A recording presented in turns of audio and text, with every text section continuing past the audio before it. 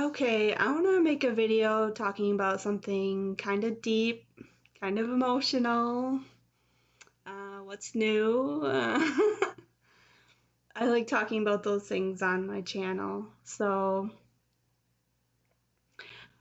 I want to talk about this concept called crying it out. I don't know if you've heard of that before, but I don't know if that's still used today as much.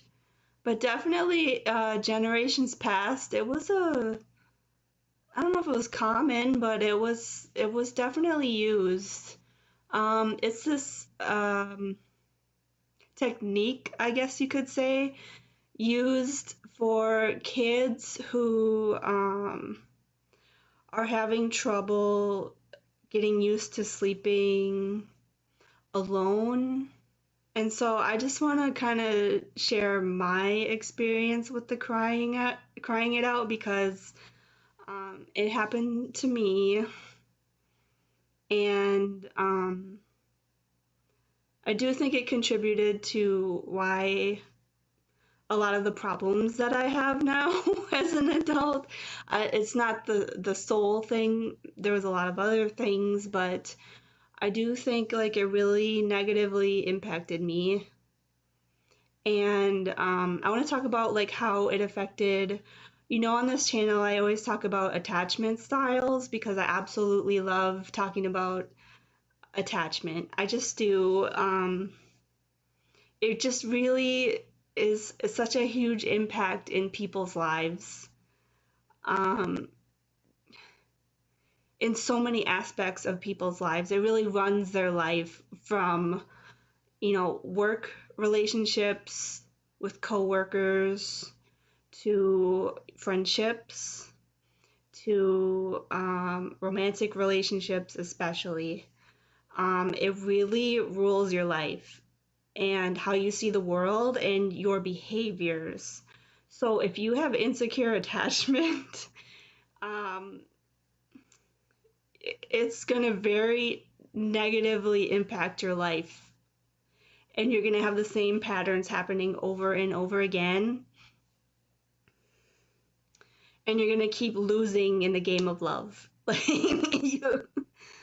um, Whereas if you have secure attachment, you are just more set up to have healthy relationships with people. Okay, so I was very young. When I was, okay, I want to try to describe this. So I was probably, I don't know, yeah, like very, very young. And I have these flashbacks that I get of crying it out. Okay, so um, we lived in this house that had a street lamp on the top of the house. I know that sounds really weird, but that's how it was. It was a very unique house. I really liked that house, but um okay, so at night when I had to go to sleep all by myself in my room, I had a room upstairs all by myself, and it was like pitch dark except for, okay, there was, my bed was positioned facing to like see out the doorway. And so I had this view of like there was a catwalk upstairs, which is like an upstairs walkway with railings that led to an upper deck on the house. It was a very small deck. And so, like I said, there's a street lamp at the top of the house. And so, when I would have to go to sleep by myself upstairs, it's pitch black, except I have this view of, um, so there's curtains over this doorway across from the catwalk. So, and the street lamp is glowing, and so I have these like yellow, eerie curtains that I'm looking at. I'm trying to describe this. And I'm this very, very little girl, and it's so scary to me, like in a black room all by myself with yellow, eerie curtains glowing at night. And there was a Pee Wee Herman doll in my closet staring at me, and I was terrified. And if you don't know what the Pee Wee Herman doll is, like Google it. It's from the late 80s, and that fucking thing is terrifying. And like I said, it was staring at me when I tried to go to sleep, and I would cry, and I would, you know how little kids are, I would scream, cry, everything I could to try to get out of the situation because I was scared. Like so many kids are scared to sleep. It's a normal thing, and it's something that kids have to learn to get through. But okay, so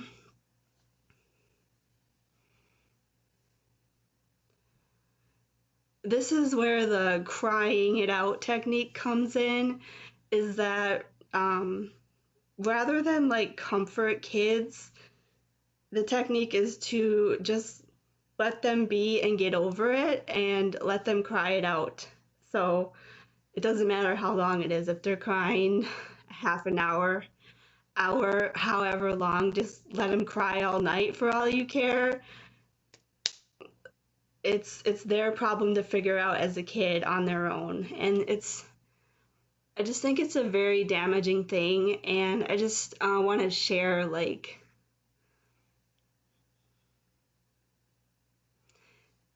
it makes me emotional to talk about. I don't know.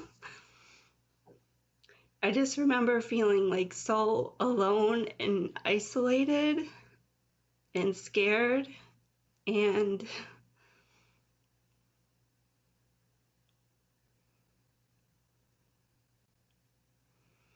I just wanted to be downstairs, like not even in the same room. I just wanted to be like a room away so that I felt safe. And I would cry because I was scared and nobody came.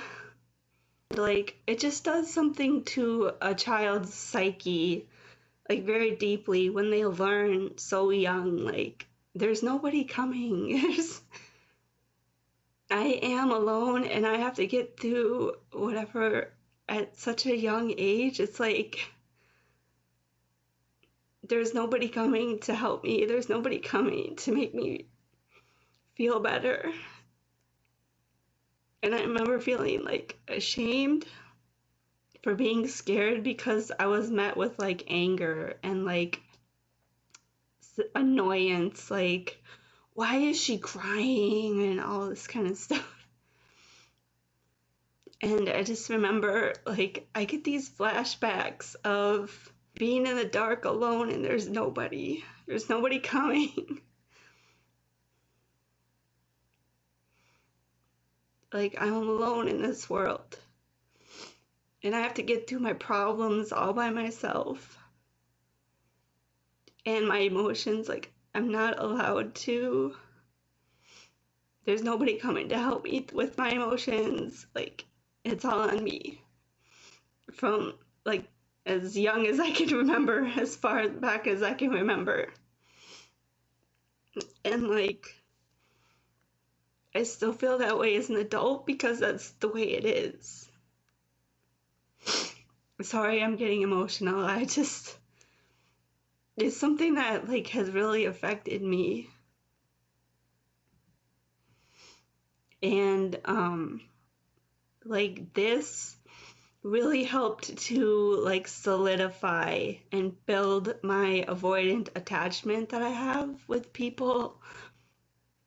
And like I said, it's not the only thing that causes this, but it is definitely a factor because like I said, that's like the driving force behind people who have avoidant attachment is that I can't depend on people and I have to do everything myself.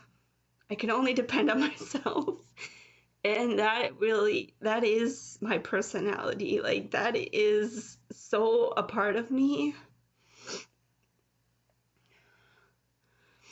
Like, even when I'm like sick and anything, I never ask for help. I never rely on anybody. I do everything myself. I can be as sick as anybody's ever been, and I take care of myself some way, somehow. I do it because I can't rely on anybody. And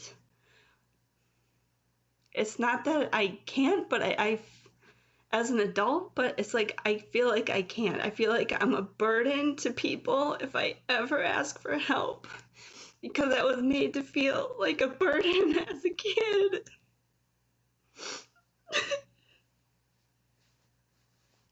So now I'm like hyper independent, and I have been my whole adult life. Ever since my early 20s, I have been on my own. I've never relied on anybody financially, and it's a good thing. Like, I'm so proud of my independence, and I like wear that like a badge of honor. I take like massive pride in that, but at the same time, like, it's really hard. It's hard to do everything in life by yourself all the time. It's like really hard. And humans weren't meant to be that way. We're meant to be like rely on each other sometimes. But avoidance just feel like they can't do that. And we get like very like cold and rigid and like, well, I don't trust people, so I need to just be there for myself all the time and rely on myself only. And so now I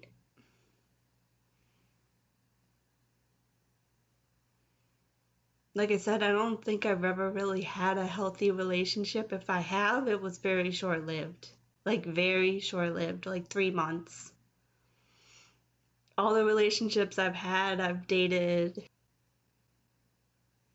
people with addiction issues, and that's no like shame to those people, but you can't have healthy relationships with people who are actively really struggling with addiction. And I've had relationships with people who were abusive, and I've had relationships with people, like I've talked about before, who have up and left me for better people. So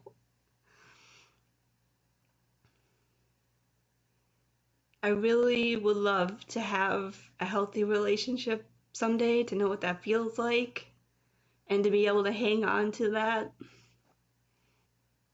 But like, I am at the point now where I'm gonna be 40 next year, and I haven't even been dating because like I don't look at men the same way anymore, and I don't mean that to sound like some type of way, but like I just don't trust anybody.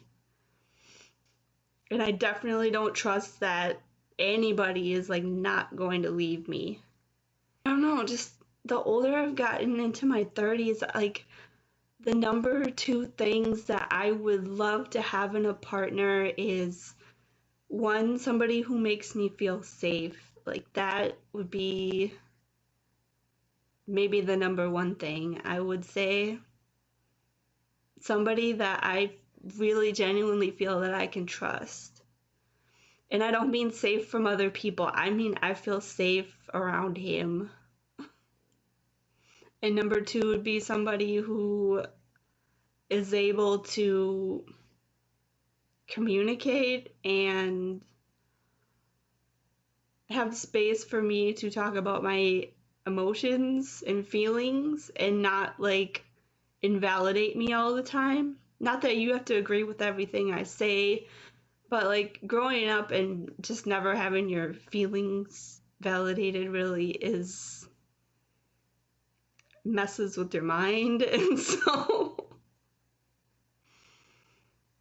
that would be something that like would feel amazing. But like I was talking about before, when you have insecure attachment, you go through these patterns in life and you choose people and they are just pretty much different versions of the same thing. A lot of people who are insecurely attached are attracted to emotionally unavailable people. And it's not a conscious decision, and sometimes people get like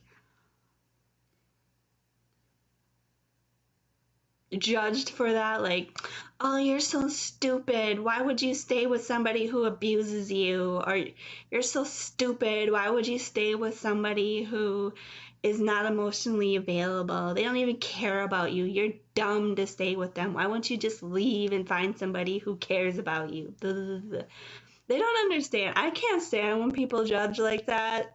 Get off your high horse. Like, you don't understand what it's like, okay? People, they are unconsciously choosing people like that because that is what is normal to them. That is what is comfortable because that's what they grew up with. So that's love to them. That is literal love to them, is somebody who is emotionally unavailable.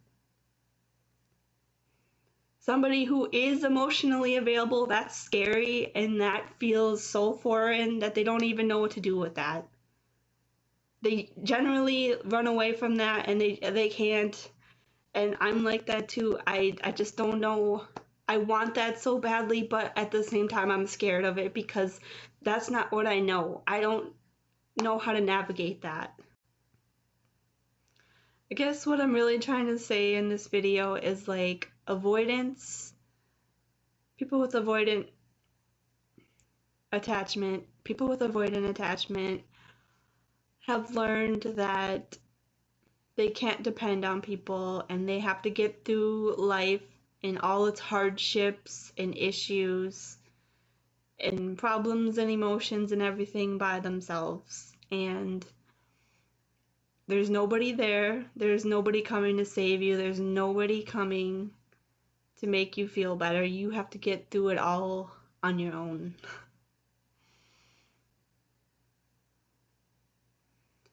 And, lately I've been wondering. I shared that I have nocturnal panic attacks, and I started wondering, does the cry it out thing, does that have anything to do with this? Why do they only happen at night? Why do they only happen when I'm alone? And it happens when I wake up in the middle of the night from sleep. I'll be like jolted awake and just this panic and this like doom of being alone. And am I gonna be alone for the rest of my life? Like I have those thoughts, like racing thoughts through my mind, and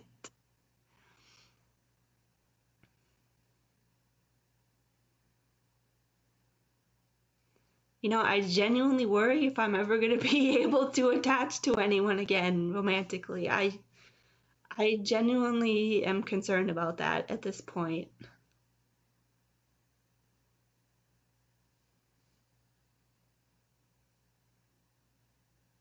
It's just so hard to trust people.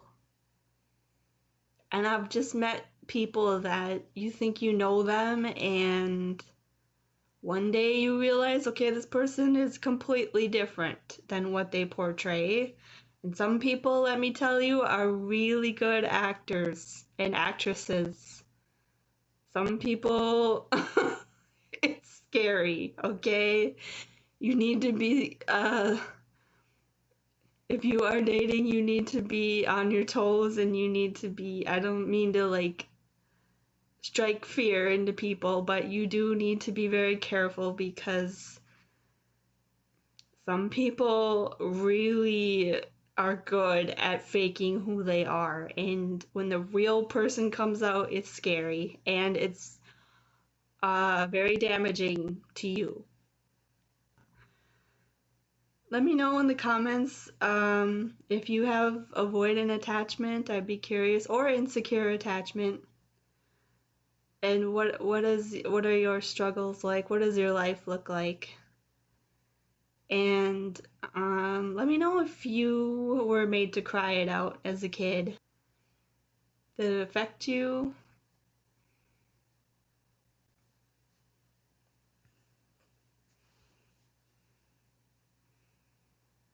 This is kind of vulnerable for me to share this, but it kind of helps. I feel a little bit relieved sharing it because it's just something that I like carry with me all the time. Like I said, I have these like flashbacks and it's painful. And it's a very, like I said, it's like a very deep into your psyche thing of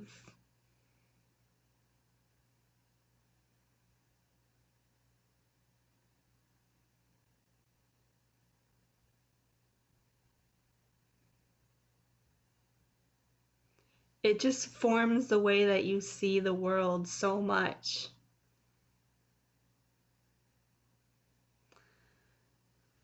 So yeah, I guess that's all I wanted to say here.